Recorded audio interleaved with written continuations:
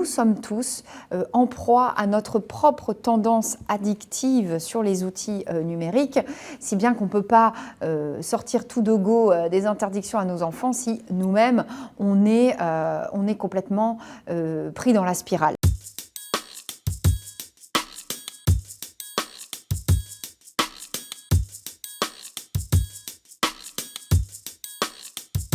L'initiative de la création de ce collectif, elle est venue vraiment de façon très spontanée à la suite du dépôt de plainte contre TikTok, qui était un premier dépôt de plainte du genre en Europe.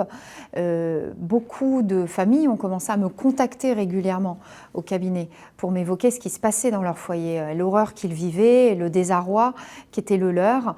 Et c'est là que j'ai compris qu'il y avait un vrai besoin non seulement d'accompagnement judiciaire, mais également d'une cellule, si vous voulez, de prise de parole pour ces parents.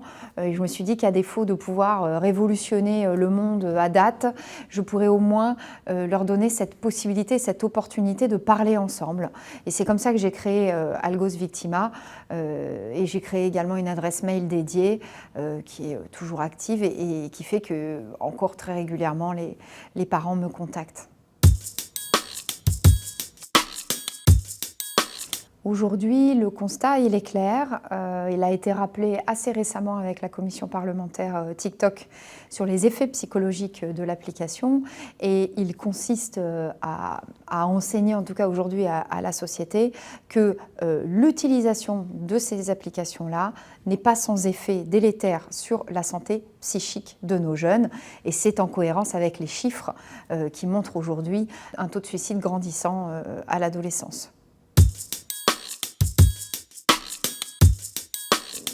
Aujourd'hui, en France, dans l'Union européenne et de manière générale dans le monde, on est en pleine mutation, c'est-à-dire qu'on a un corpus législatif qui malheureusement n'est pas encore calibré pour répondre à tout ce qu'il se passe du fait du développement technologique qui est finalement très récent, et notamment pour ce qui concerne les hébergeurs de contenu qui aujourd'hui peuvent encore se réfugier derrière un certain nombre de règles législatives qui tendent à considérer qu'en tant qu'hébergeurs, ils n'ont pas à être responsables du contenu qui circule sur leur plateforme.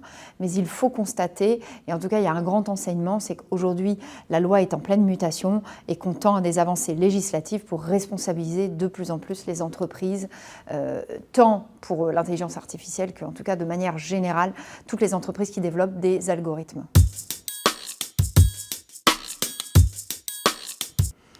Les parents, ils sont en première ligne face à tout ce qui se passe et face à cette mutation de notre jeunesse qui se retrouve prise au piège d'une hyper-digitalisation et qui de toute façon ne changera pas.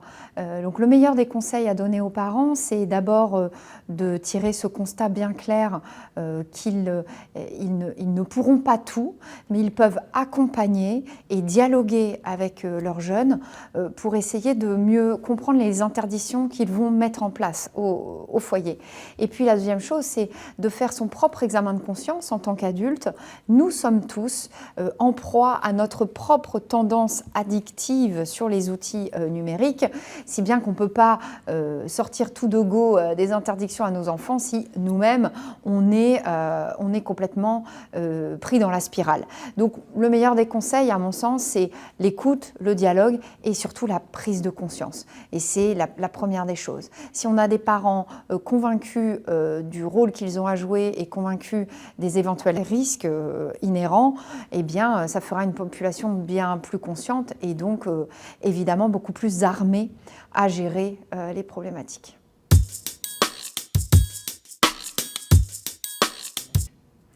Pour ce qui concerne la France particulièrement, on bénéficie d'un vent très favorable puisque tout à la fois on a donc le rapport de la commission d'enquête parlementaire sur les effets psychologiques de TikTok qui a été rendu, voté à l'unanimité par les parlementaires membres de cette commission et qui tire bien clairement les dangers, en tout cas probables, et qui invite à porter notamment une loi qui viserait à interdire les réseaux sociaux en deçà de l'âge de 15 ans. Et ce vent favorable, il est conforté avec le fait que la Commission européenne a donné le go à la France pour légiférer sur ces sujets-là. Si bien qu'on peut tout à fait espérer dans les prochains mois la promulgation d'une loi d'interdiction de principe des réseaux sociaux. Ce sera un premier pas, ce sera surtout un cap pour la parentalité. Bien sûr, il ne faudra pas s'en contenter, il va falloir continuer à travailler à la responsabilité des entreprises qui fabriquent ces outils-là, mais à mon sens, s'engage aujourd'hui un vent assez favorable et positif pour légiférer sur ces sujets.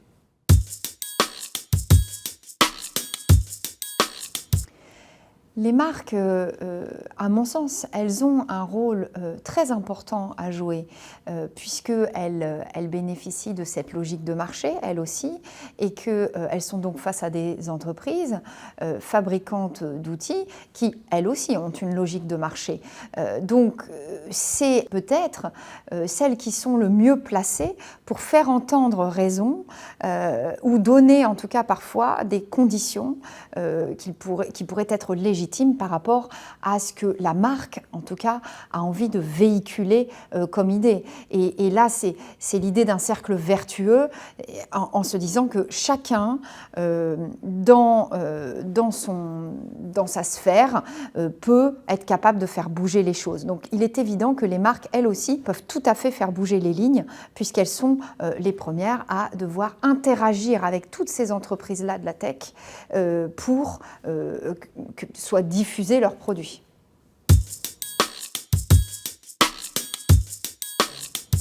Je crois qu'il faut être bien conscient qu'il y a encore 4-5 ans, les prises de parole sur ces sujets, elles étaient plus que sporadiques, elles étaient quasi inexistantes. Les premières fois où je prenais la parole, je devais d'abord expliquer ce que c'était qu'un modérateur de contenu, ce que c'était qu'un algorithme, et si bien que le monde même de la tech était assez méconnu du grand public. Donc s'il y a bien une chose très positive à constater, c'est qu'aujourd'hui, il ne se passe pas une semaine sans qu'il n'y ait pas un article de presse sur ces sujets.